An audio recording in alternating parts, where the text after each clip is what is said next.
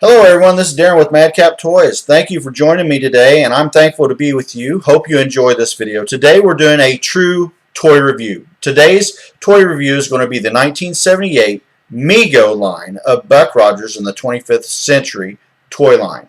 Now, many of you guys all know that most of these toy lines were copied in large part from the Fisher-Price Adventure People's line in the 3 3/4 inch line scale. Now, I have a couple of these action figures. One I bought, one that I have had for years.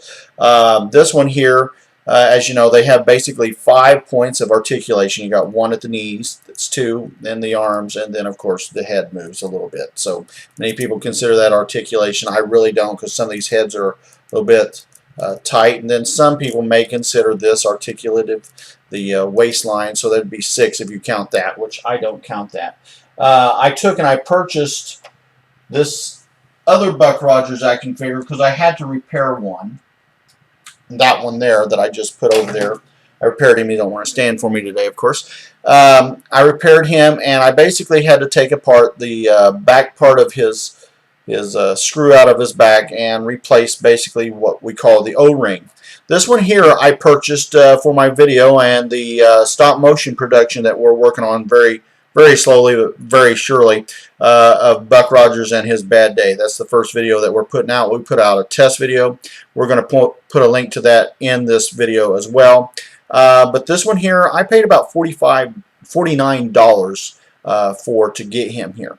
Now, most of you guys will know that the Buck Rogers action figures, if you do an actual search on eBay, let me get this down here where you guys can see him. Okay, if you do an actual search on eBay at the time of this video, I'll get you to stand there, Buck. There we go. At the time of this video, Buck Rogers, there was only about, I want to say, 25 items on of eBay, and a lot of them were multiples. And I did various searches online for the Buck Rogers action figure. Wilma Daren is even rarer, so I'm looking for her. You can get a couple of Tweakies, you can get some Draconian Guards are online, you can get some Tiger Man, you can get some, what is it? I think it's Draco, and you get Kane. But Buck Rogers, I think I've seen 1, maybe 2 at most, and that's if you do a large-scale search. Wilma, I didn't see anybody having anything of Wilma Daren online, except for if you bought a part, which is somebody's custom-made enhanced breast issue. Right now, these are getting to be rarer figures. They're not as plentiful as the Battlestar Galactica action figures. They're not as plentiful as Star Wars, of course, and basically they're just harder figures to get. And a lot of them were wore out when they was played with. I had a friend years and years ago that loved this Buck Rogers line, the 3 3/4 inch. His name was Pat Croxton.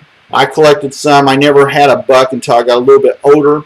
But basically, myself, my brothers, my friend Pat and Drew, we had a couple other friends, the Sanders boys, they all liked various Buck Rogers, Star Wars, G.I. Joe. Everybody had their own little thing that they was into. But this line here was probably the favorite line that many of us younger guys got into in the 70s and the 80s because they were playable. You could walk with them. You could set them up in various poses. You could put them in their vehicle. Which, let me grab this guy over here.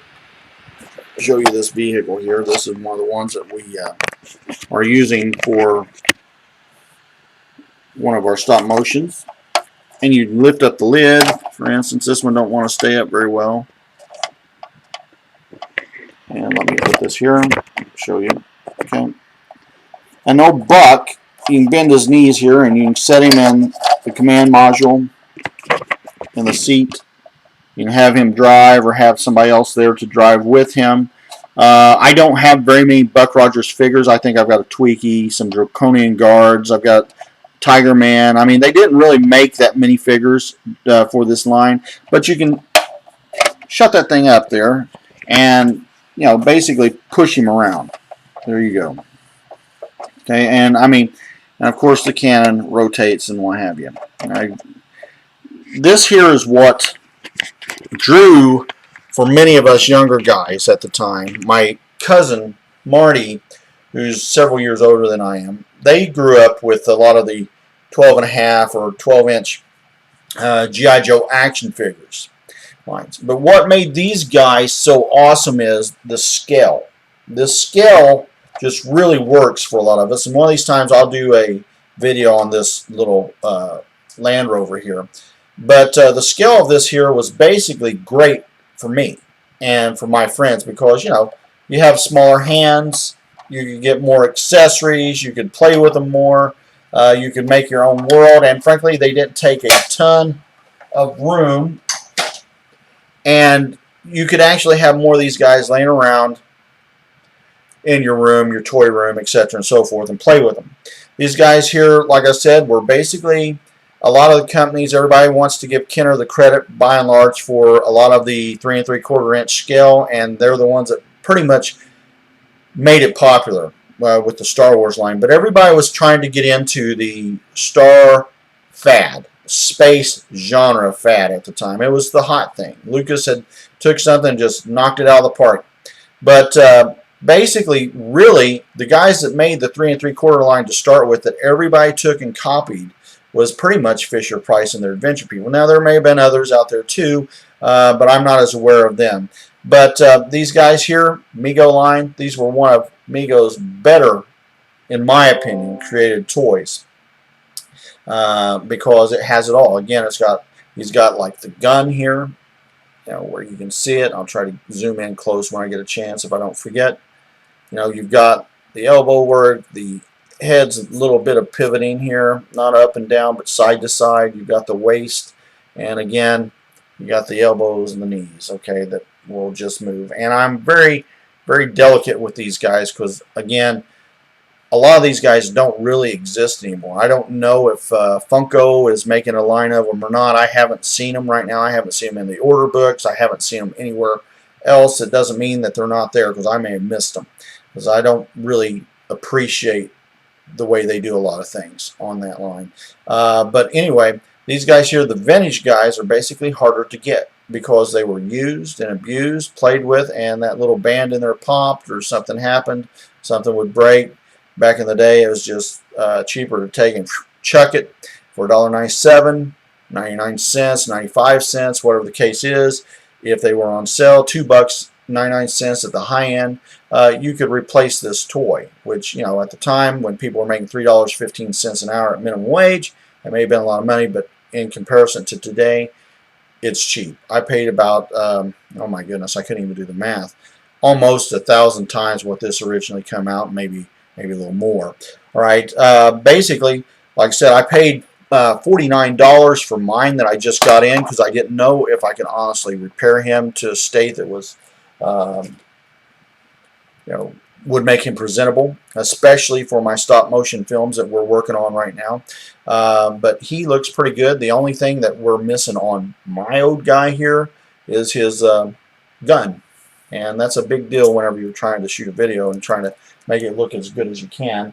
But to me, as far as this toy line, I really believe Buck Rogers is one of the better Mego lines. I believe Buck Rogers is a good line because you can use these guys with basically everybody that came along, whether it be Battlestar Galactica, Star Wars, Fisher-Price, even some Tonka people. I can't remember their exact genre name, but the Tonka lines that they play with.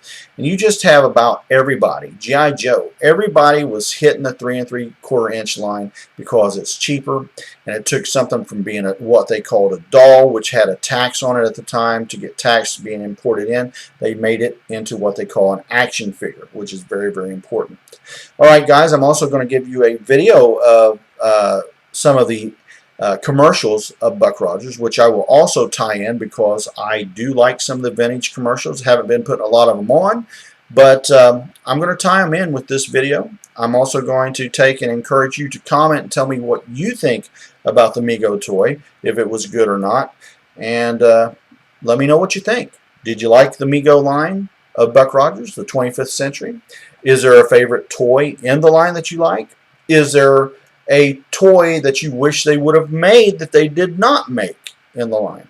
Personally, I wish they would have made some of the battle cruisers that you see on the television series. I wish they would have took and not quite made the series as cheesy as it later on became, but I enjoyed the first season really, really well, and the second season is pretty good too.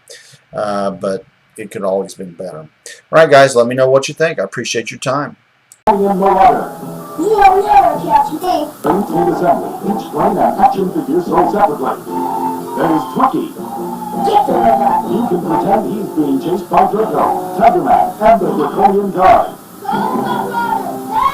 Buck Rogers, Twiki, Draco, and Tigerman, each sold separately. While Mego,